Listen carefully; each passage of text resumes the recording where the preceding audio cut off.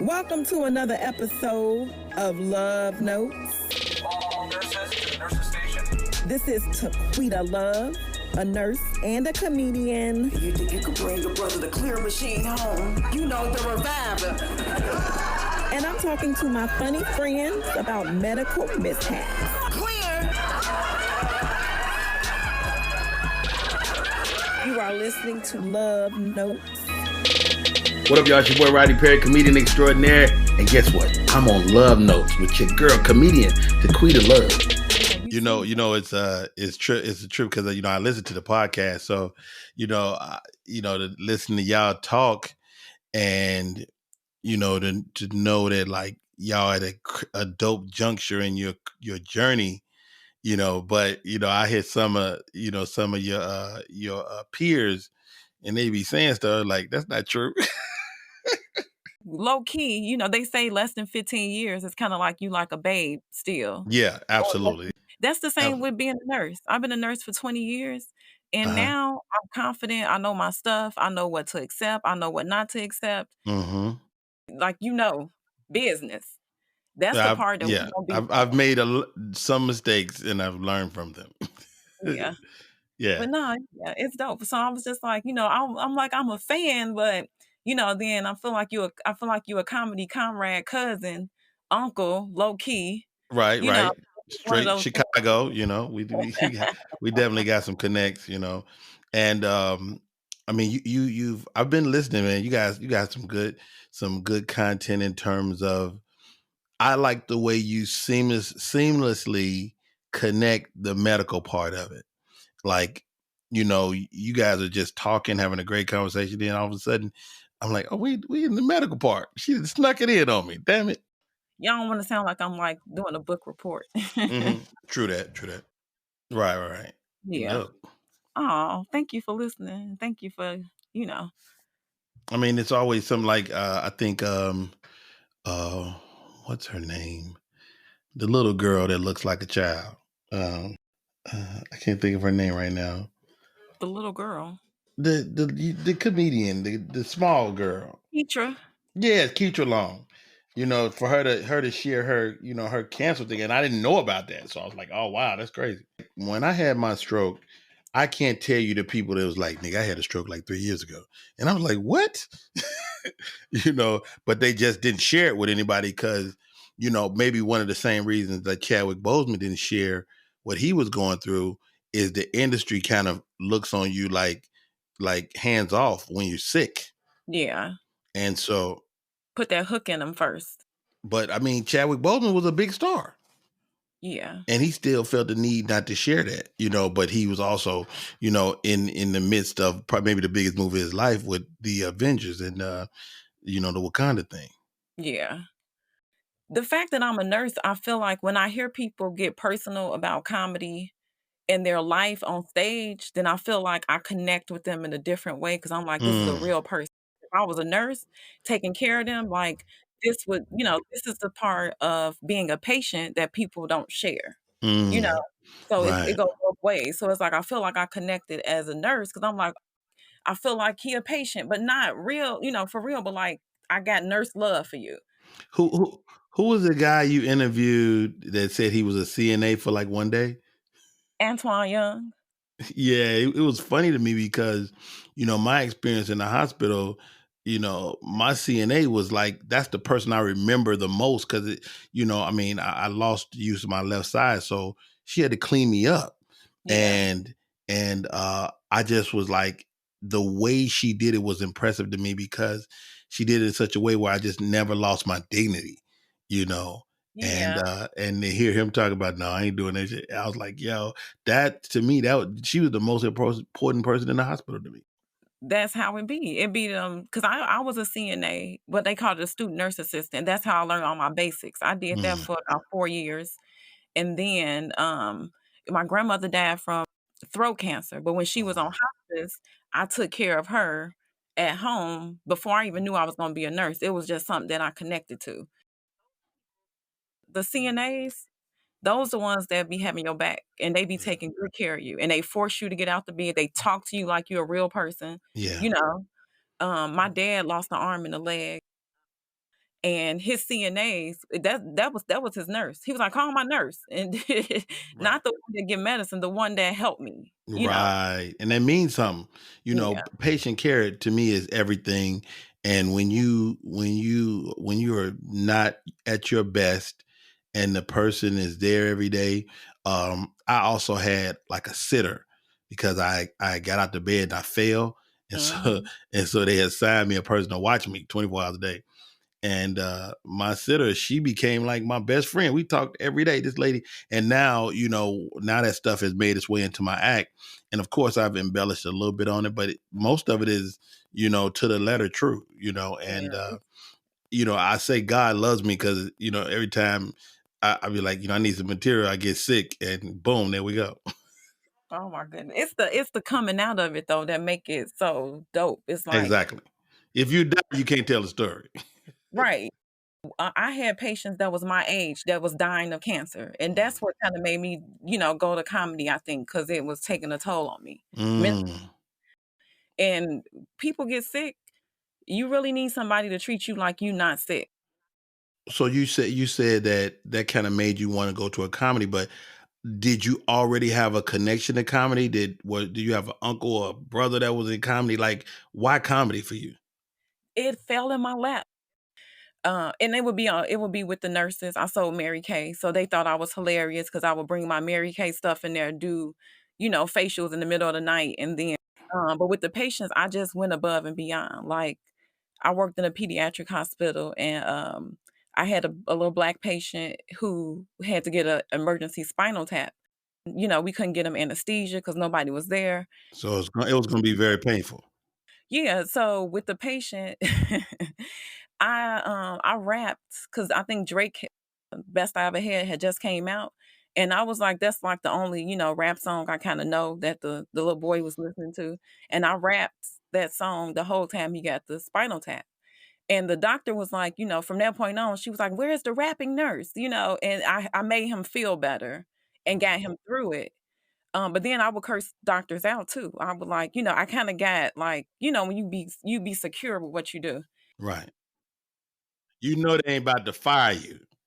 Huh? You know they not going to fire you because you too dope. Yeah. Right. It's like I know how to hang chemo, I know how to give compressions, I know how to do a RRT, I know what to check for, I'm experienced, and my patients love me. Now Like, have you ever been in a situation where you knew more than the doc?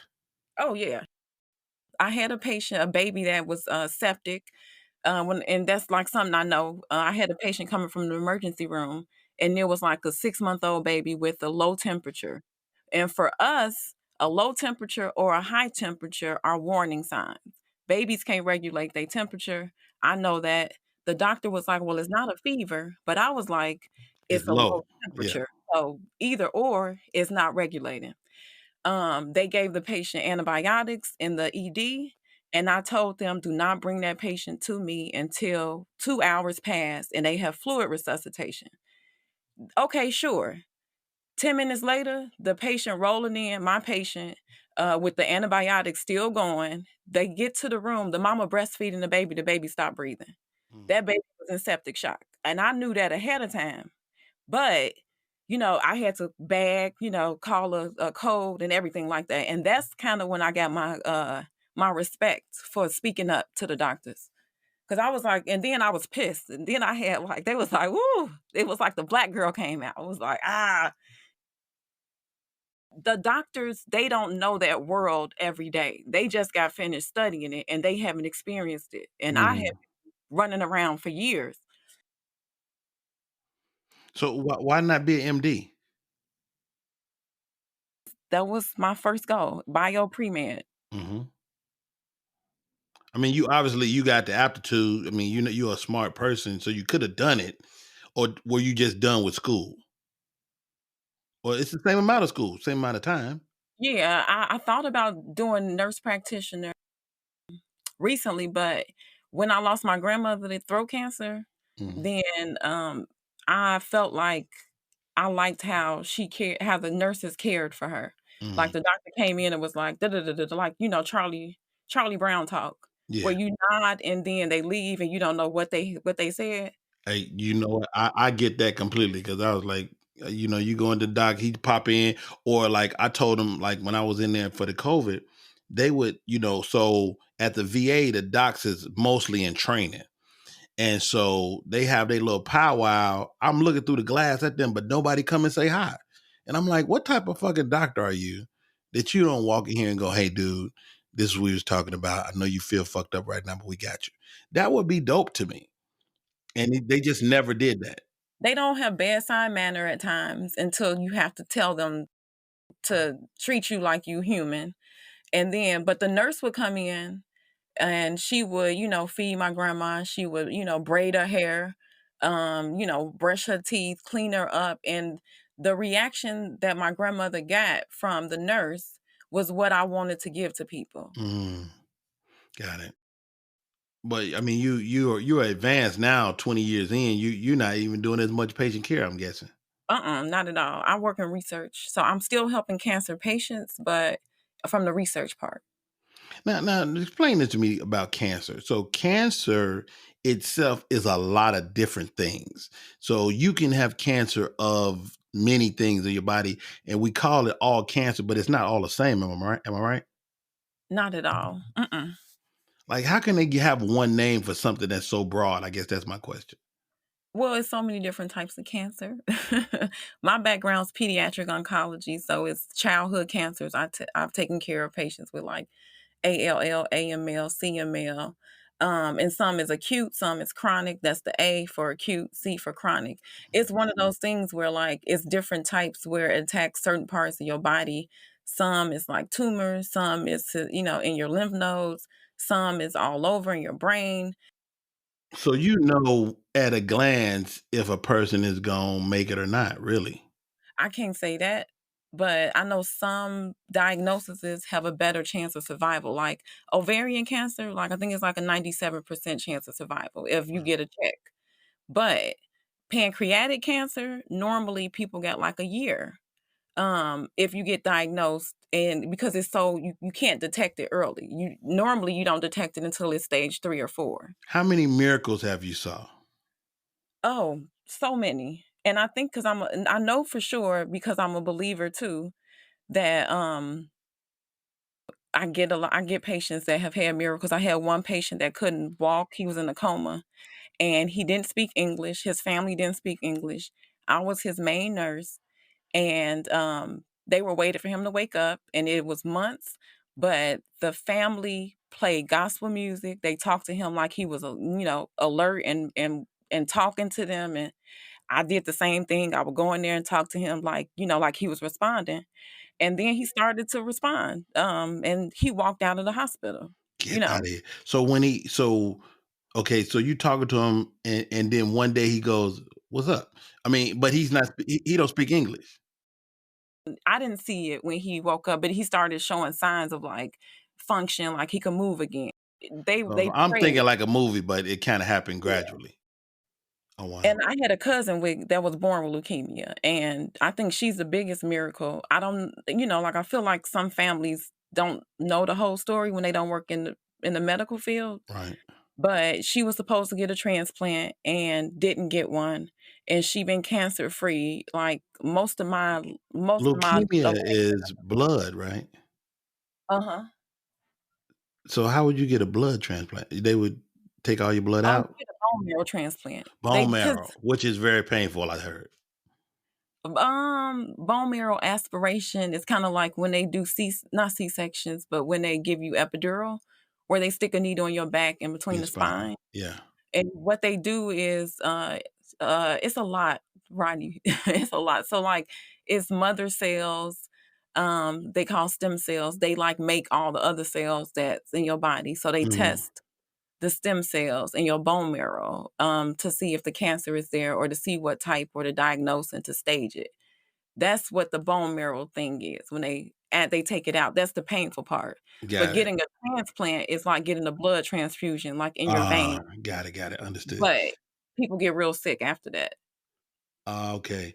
Because your body has to adjust. Yeah. It's one of those things where like I can't believe that I did work like that and learn and know what I learned. Right. Like, what do you say to the conspiracies? You know, I'm an old black man, so I'm always, looking at, like, when, like, what was the lady, they took all her cells and they still use them to this day.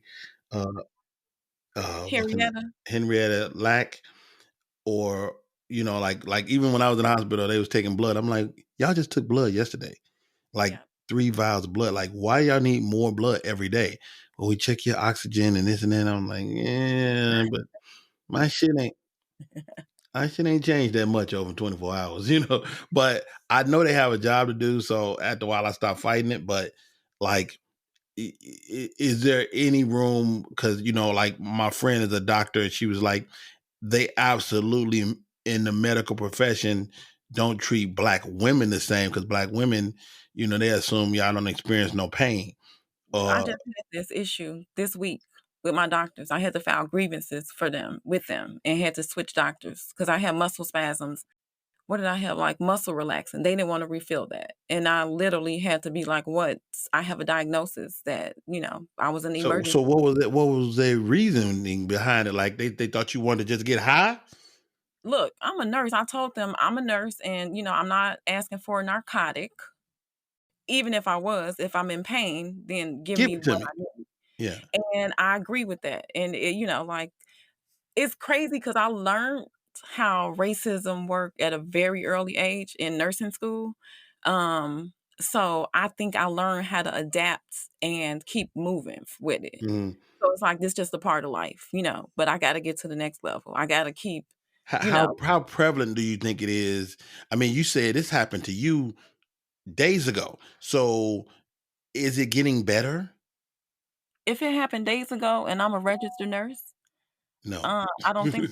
Yeah. And I think that, like, I needed birth control pills, and the doctor told me he didn't feel comfortable writing them for me, and I was like, "Why?" And so I think because I have What knowledge, did he say? he I literally had to do, like, a monologue from a movie. He didn't have a solid excuse. I was like, "No, so it's not that you can't prescribe them, you don't feel comfortable prescribing them for me, and why is that?" Mm. And he had no answers. He wound up prescribing them, but it took me 20 minutes of talking to him about, look at my chart. Like I got fibroids, and the doctor said I need birth control pills for pain, management. I don't understand. And if I just didn't want to get pregnant, I don't understand why, you don't know that. Have you talked to LeVar Walker? LeVar Walker, no, he a pharmacist, He's right? a pharmacist. Yeah, I saw him in Vegas. Yeah, he always downplay it, but I was like, dude, you smart as hell. Like, when you talk to him, I mean, and you guys will probably have a really interesting conversation, but like, all this medical stuff is, like, really interesting to me. And when I talk to him, and he get to, because we talked about COVID, like, when it first happened, he said, Rodney, to be honest, it's it's not as bad as it seems, is what he was telling me. What's your take on COVID-19 and how it's affecting us, and is it as bad as it seems? Okay, so I work in research, so I wasn't on the floor, Mhm. but like, for me, it was like, we don't know enough about it for anybody to be like, don't wear a mask because it ain't real. Mhm. Right. I helped my mama get ready for a Zoom funeral. She lost somebody to COVID. My sister's boyfriend lost his dad and his aunt.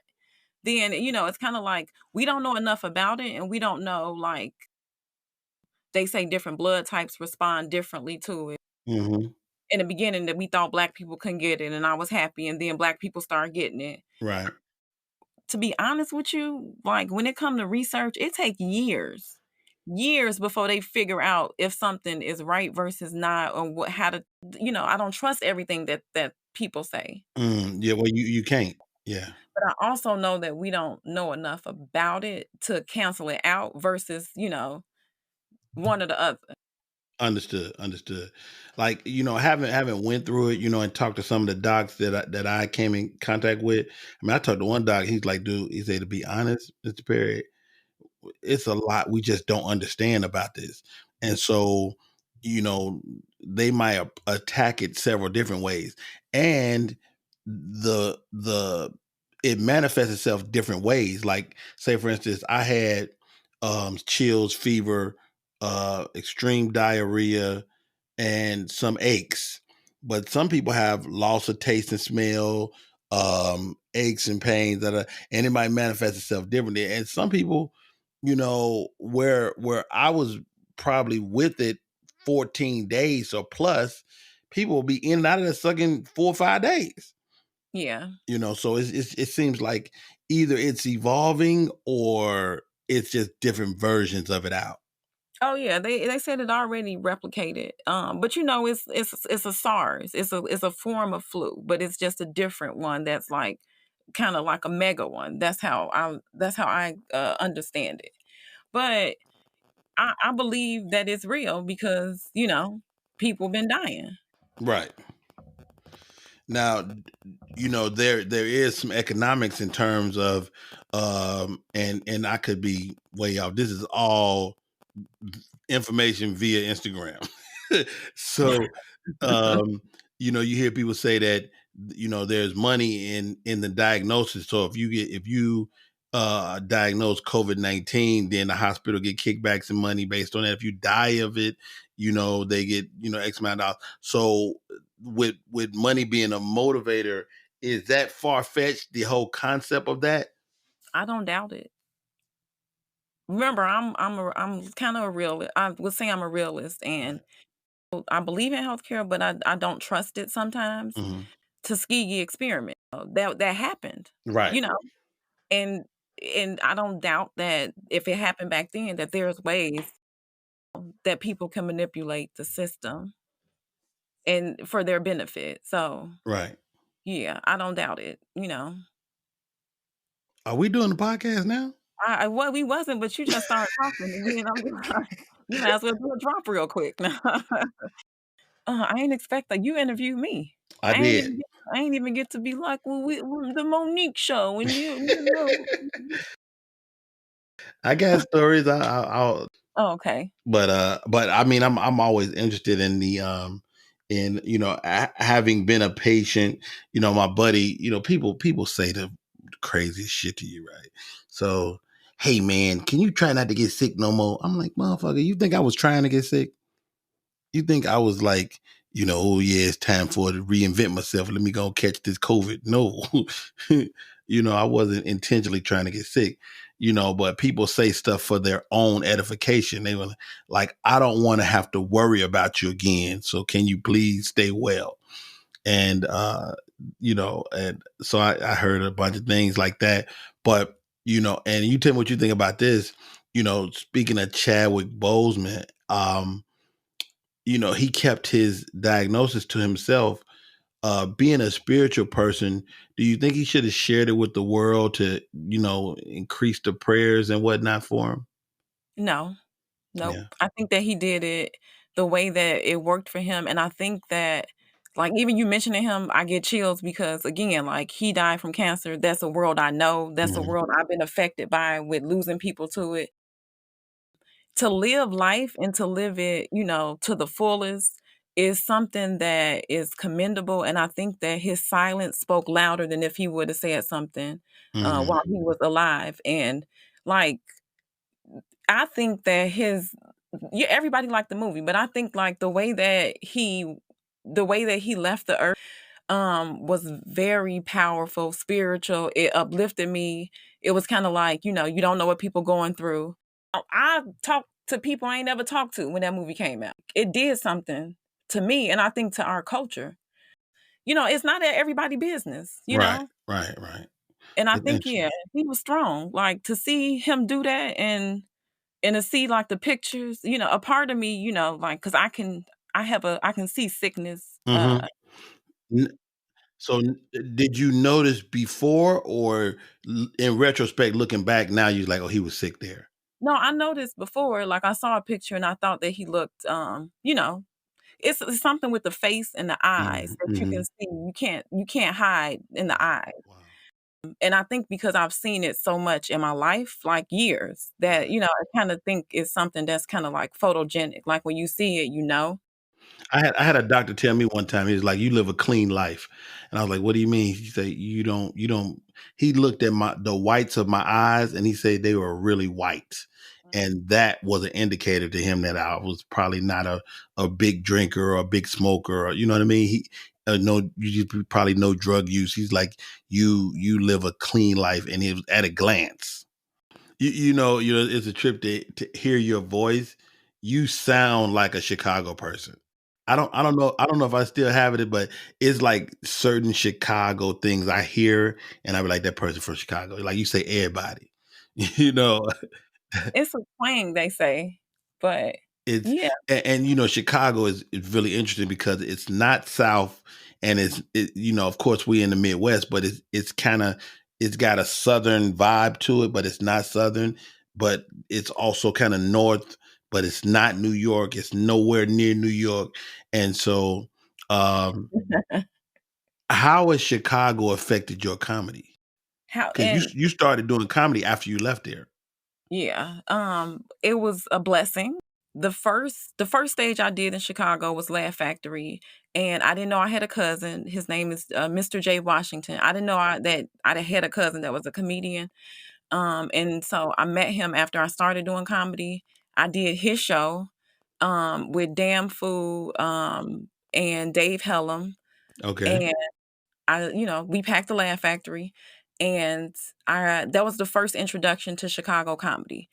It was wonderful because I felt like I was accepted, kind of thing like a stepsister, or like a distant cousin. Because Right, right. I didn't get like you the stereotypical female one female comedian. Damn Fool was like, you ain't sucked no dicks on stage and you was funny. It was just like to hear something like that. I think Chicago comedy was a blessing because they make you you have to keep it real, and they not gonna give you no sympathy laughs. Right. I bombed in Chicago many times at Laugh Factory too. I had one show, my sister came and she was like, I could have stayed home for that. Now that's love and that's family. You feel me? But I did jokes and notes, and I ran the light, and I was reprimanded like people that love you do. So it felt more like a family and more like a culture. Um, and I think I was fortunate because I had those extensions with Chicago comedy that I wouldn't have had if I didn't, get introduced the way I did. And but back to Chicago. So I'm from Chicago, grew up on the South Side. I leave Chicago my sophomore year of high school. After my sophomore year, my mother left, my stepfather. We packed up one day and left. And so we moved to Monroe, Louisiana, and so I began to do comedy after I left Chicago. And when I hit Comic View around 97 or 98, all the Chicago comedians like, who the fuck is this guy talking about he from Chicago? And they was like really skeptical of me. But the one way to squash that is to kind of win, so as I got on more stuff, Chicago began to own me a bit. But at the outset of my career, Chicago was like, that nigga ain't one of us. He didn't come up in this, you know. And so I had to really, get respect, from my Mhm. Chicago peers. Yeah. I feel like I had to go through that too. And I would say Mary from Yeah. Jokes and Notes. Yeah, like, she was so dope, and she was so, like, she gave me a shot because I literally came to Jokes and Notes one night, and I was like, "I'm in town from LA, can I get some stage time?" And, being a woman, I met her earlier in LA, so that whole networking thing it works because she remembered me. I was like, "I remember we met at Sunset and Vine, da da da da da da da. I'm in town, is it possible?" Yeah, and she gave me some, stage time. Just Niche was hosting, and she was like, this is when I was a new comedian. And Just Niche told me, she was like, okay, you do 7. And I was like, cool. I did 7 minutes. Well, I started doing my comedy, and then at around minute 4 the light came on, and a part of me was like, I was like, oh, maybe they forgot to turn the light off for the one Right. that was up before me, because I, in my mind I was like, I got a closer, I already set up my beginning. I knew how to write jokes, but I didn't know how to interact with the audience, and I didn't know how to go with the flow in the room. Damon Williams came in and he bumped me, and they was like, okay, he ready to go up, and that's when I got the light. And in the bar, I ignored the light.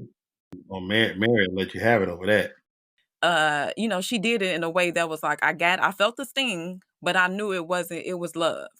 She wasn't like, oh no, she wasn't trying to hurt you. Right. It's just like, you look, sis, you can't just think you cute. Like, and she didn't say that, but those are things that was like, okay, you got to get better. You got to do improv. You got to talk to people. You got to look at the light. You got to respect the light when you from out of town and don't nobody know you. All that stuff. It was just like, it was so much more than getting on stage and telling jokes. And that's when I learned that, like, if you're gonna do it right, and you can't be flexing if you ain't at that moment Right. yet. Mary, well, first of all, she's a Virgo, I'm a Virgo, and so we would be, she was just so instrumental in my journey, and a lot of people's journey, man. And that club was so important. And I was gonna say, it occurred to me when you was talking, it like the best laughs I've ever got was in Chicago. Like when you ripping in Chicago, it's like you could just feel it, like just explosions. Like, I mean, I would kill Jokes and Notes so hard. It would be crazy. I missed that. I missed what that club was. And that's why I wish like cats like that have money, people like the Kevin Harts of the world, or the cats that's really got, a lot of money, would invest in clubs like that, man, and keep those clubs alive. Cause those clubs, like Mary, sustained me when the improvs and the funny bones wasn't booking me. Man, I will say, like, living in LA, there wasn't a club that I was able to get like what you would get from Jokes and Notes. But after 8 years of doing comedy, I think I finally started booking the Comedy Union, and that was the closest I could feel to being at home when I would go and I would have my regular, like paid spots, and there was development. Like I told Enz one day, I was like, how are we gonna get, I can do a white room quick, easy. Because I Hmm. can write. But how am I gonna get them chops? How am I gonna get those? I'm not on the road, and I'm not, like, how I'm gonna get that interaction where I got to keep the energy going and like make them Right, listen to me. right. It's kind of like you need both, like for me. And then I started getting the Mhm. union and booking that regularly, and that started feeling like I'm not performing, but I'm coming to hang out, and it kind of felt It was like at home. It was home. absolutely home. This is what that is. It's black comedy at its best. And you'll hear people talk about, mainstream, blah blah. And don't get me wrong, mainstream comedy is where people make a lot of money. But I'll put my good nigga chops up against anybody that's exclusively a mainstream comedy. Because I've been through the worst of the worst, the best of the best. I did comedy everywhere, and in the most, when you're a black comic and you go through the black comedy circuit, you've been through everything. Like anything that could possibly happen while you're on stage, you probably seen it, and it's like nothing but a thing. And then when you're on the mainstream, you're like, oh, this is easy. But I can remember Man. being afraid of white people though. Like it was a point in my career I didn't understand that people just kind of wanted to see you and wanted you to connect. And so I did a showcase one time at the union, and I looked out and it was all white people in the union. Probably about, and it wasn't packed. It was like maybe 30 people, and they was all white, and they was there to see me and a couple other people. And I was like, you know what? I don't know I don't know how to make y'all laugh. I'm gonna go. My little manager was like, "What?" I'm like, "I don't know what to say. Fuck out." So you didn't, I mean, you I did killed it, not right? kill it. I just left. I got off the stage and went home. Oh yeah. Chris Spencer said something that stuck with me forever. And it was like white rooms will teach you how to write, black rooms will teach you how to perform. You Yeah. need both. If you can't perform, get in black rooms. If you can't write, get in white rooms. And so that stuck with me because I was like, I was booking all the Right. mainstream shows. And then it was like, when it came to, I went to Florida on a comedy run, but I think I was doing a show at Tight Okay, Mike. Mike down in outside Orlando. Yeah. In Orlando, I didn't bring it. And I was just like, that's when I was like, okay, I got this part. And that's when I started being at the union. Like, look, what's up? Mhm. It's I a need my some of this good blackness on these jokes. right. Yeah, you do. You Yeah. really do. So And then, I think there's also like many different disciplines in comedy. Like there's the physical comic, there's the political comic, there's any number of different disciplines, you can master. And I think ultimately you want to kind of master all of them if you can, and so I'm very seldom at a loss at 30 some years in the game. I'm very seldom like, when I play comedy clubs, my audience is probably 50-50 or more white to black. And so I got to know how to affect all those people. But the easy answer to that is just kind of being you, yeah. because I've seen comics make adjustments. Let me get my jokes ready for my white jokes ready and my black jokes ready. If you don't, ultimately you just got to find your voice. Yeah. Yeah, I agree with that. And I think there's a point that recently, probably the last 2 years, where I didn't care about, trying to please, and I hate to say it like that, like trying to please the audience or, like I gotta do it a certain way because like I'm in the black room, I gotta pat my weave. No, I don't. I don't Right. have to do that. I can be myself, but I do have to. You have to be way more confident. And it's like I got to step my confidence up. I got to not take no for an answer. I got to talk to people in the room. I got to connect with sister here, brother right here on his phone. Yo, who you talking to? I had to learn how to Engage. engage. But that's the thing about me being a nurse is that I had to remember when I go to give somebody a shot, I don't be like, "Hey, I'm your nurse, shot." I'll be like, "Hey, I'm your nurse. How you doing today? How can I, Same what you engagement. reading, sir? Okay, I'm gonna get." So, and then I had to remember, like, you can't go in nowhere, just be like, bam, take these jokes. You gotta, you gotta, you Right. gotta speak to You got to people give them some first. foreplay. Let me ask you this, because you qualify as an attractive person, so you qualify. So has that been What's a the check has mark? that been a good thing or bad thing in your comedy career, or is it not a factor? Definitely a great thing. Definitely a great thing. I think that in a male dominated world, which is Mhm. what comedy is, and almost entertainment, people want to like what they looking at. People want to, that's just the truth. And but then when you get on stage, you got to make Right. somebody laugh. So I think with everything, if you present it well, like even if you look on somebody's website, if they got a dope website, if they Instagram look like they popping, you cannot even see them perform. You'd be like, okay, I mess with them.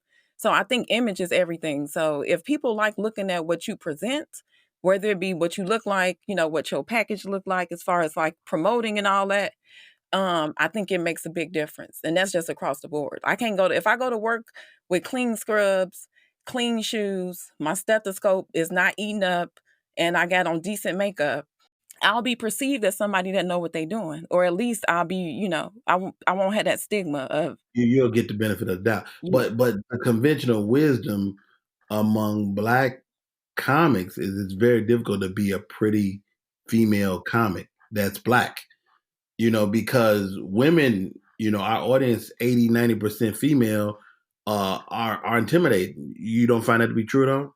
Well, I mean, I think we got people like some more who's beautiful, who's like, what's the word? Like shaped like a Coke bottle. She look good. She own it. She connect with everybody. Who else came to mind?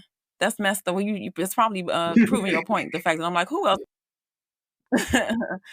I think that what I don't, Pretty Ricky, Pretty Miss Ricky Pretty is Ricky is gorgeous. gorgeous, and yeah, she is like gorgeous. Inside and out. Zaynab is beautiful. I think that there's a confidence sometimes that comes with people that are less attractive or overweight. Here's the answer. Like people that have had to fight. Hmm. You know what I mean? Like you find like a lot of short comedians and or fat comedians because they always had to fight verbally. And Yeah. so Yep. I imagine the same thing would come into play. There's a certain privilege to being attractive. And with that privilege comes a little indifference, and people maybe don't like that, especially in black comedy. So maybe it's less a stigma against being good looking than it is a stigma against the indifference that comes with being good looking. Does that make sense? Not It really. seemed like I felt like I was putting it together. That's a whole nother, like, there's two sides to that. That's like, the perception of women and the perception of Hmm. black women. But I will say that in the beginning of comedy, with all blackface and all that, and I don't think they wanted to highlight necessarily what's uh what we consider, to be Right. beautiful. All right. Well, I think we Yeah. did the Right. Yeah. the You might not podcast. even need nothing else. It's 51 minutes.